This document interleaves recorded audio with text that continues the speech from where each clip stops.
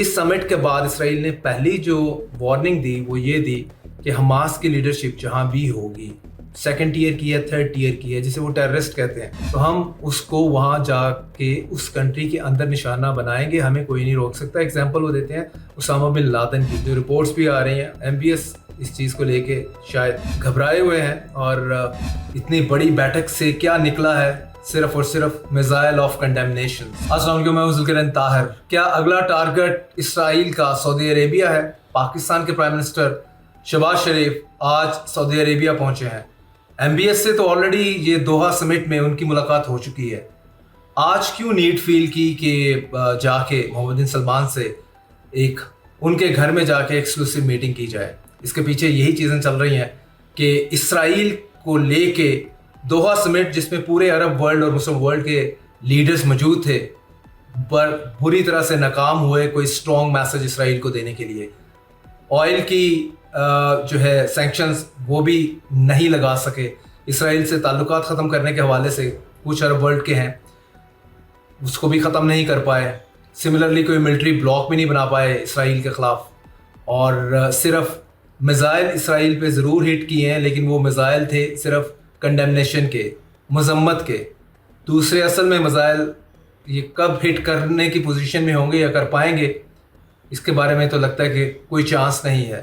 جو Doha Qatar کی اتنی ہیوج ایکسرسائز ہوئی ہے، اتنی بڑی سمٹ ہوئی ہے، اتنی بڑی بیٹھک سے کیا نکلا ہے؟ صرف اور صرف میزائل آف کنڈیمنیشنز۔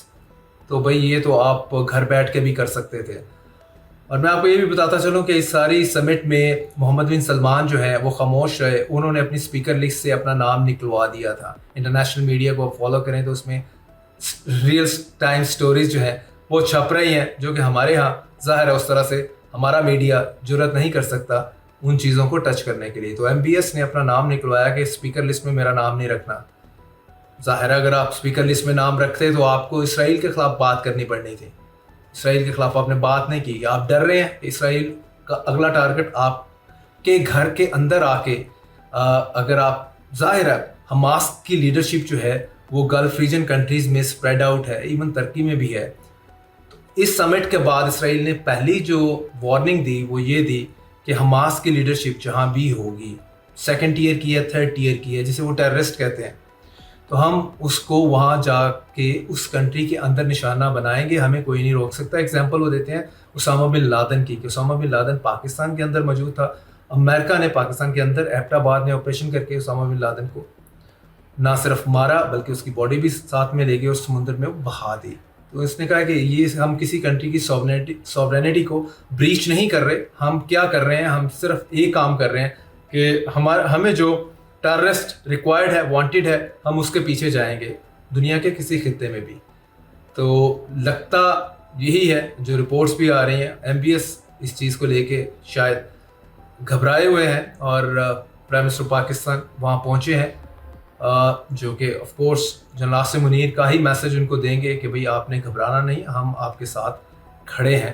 اور اگر اس طرح کا ایڈونچر، جس طرح کا مس ایڈونچر کیا ہے اسرائیل نے قطر کے اندر، ویسا مس ایڈونچر ہم اس کو سعودی عربیہ میں الاؤ نہیں کریں گے۔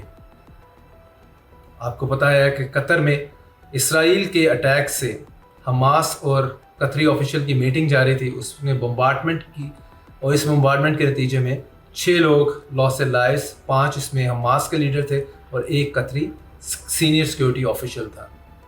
اس کے بعد سے قطر کی لیڈرشپ ایک بڑی بیٹھک تو اپنے گھر میں کی ہے، اس کے علاوہ ان کی لیڈرشپ بھاگم بھاگ ڈونلڈ ٹرمپ کے پاس پہنچی ہے، اور اس سے پوچھا یہی ہے کہ جناب آپ یہ بتا دیں کہ اسرائیل کو آپ اتنا بیک کر رہے ہیں، پیسہ ہم سے بٹورے جا رہے ہیں، بلینز آف ڈالر کی ڈیلیں آپ نے ہم سے ریسنٹلی ماری ہیں، ہمارا بے شمار پیسہ بھی آپ کے کنٹری کے اندر پڑا ہے، تو آپ کیوں نہیں آپ نے کس طرح سے الاؤ کر دیا اسرائیل کو کہ ہم پہ وہ اٹیک کرے؟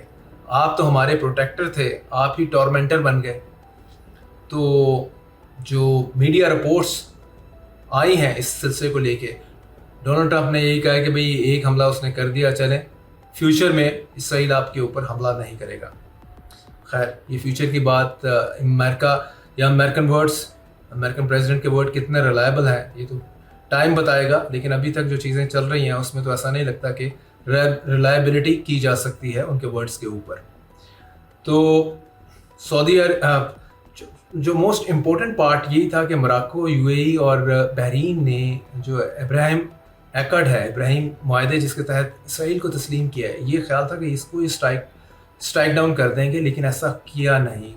और बिल्कुल इसमें वो भी उन्होंने साइलेंट रोल लिया, इवन सो मच सो कि इसराइल को उस तरह से कंडेम भी नहीं किया। तो चल क्या रहा है अरब वर्ल्ड में? अरब वर्ल्ड डिवाइडेड है। बज़ाहिर तो इस समिट से यही लगा है, दोहा समिट से, कि अरब वर्ल्ड अभी भी इसराइल के मामले को लेके डिवाइडेड है। ना सिर्फ दूसरे गल्फ रीजन के मुस्लिम कंट्रीज़ और बाकियों की सॉवरेनिटी को वायलेट करने का या ब्रीच करने के हवाले से बात है। दूसरी जानिब आप गज़ा को भूल रहे हैं। गज़ा में 65,000 लोग इस टाइम जो है वो शहीद कर दिए हैं इसने। इसराइल ने 2 लाख जो है वो वुंडेड हैं, ज़ख्मी हैं। 20 लाख के करीब लोग भूखे मर रहे हैं, दरबदर हैं। उनके हवाले से भी कुछ स्ट्रॉन्ग ना आना सिवाय वही मैंने कहा मिज़ाइल ऑफ कंडेमनेशन के मिज़ाइल ये डेली बेसिस पे मार रहे हैं, लेकिन प्रैक्टिकली कुछ नहीं कर रहे। और इसके नतीजे में गज़ा ऐसा ही लगता है कि बिल्कुल ऑर्फेंड, लेफ्ट अलोन, दुनिया में कोई उसके साथ नहीं है प्रैक्टिकली। वैसे तो 50 से ज़्यादा मुल्क शायद उसके साथ खड़े हों, यूरोप में भी कई कंट्रीज़ खड़े हैं, लेकिन प्रैक्टिकली ऐसा कुछ नज़र नहीं आ रहा कि उसकी हेल्प हो। तो इस सारे सीन में अब अगला जो फोकल पॉइंट है वो सऊदी अरेबिया है। देखें Saudi Arabia and Turkey, Israel क्या करता है आने वाले दिनों में हिंद के साथ।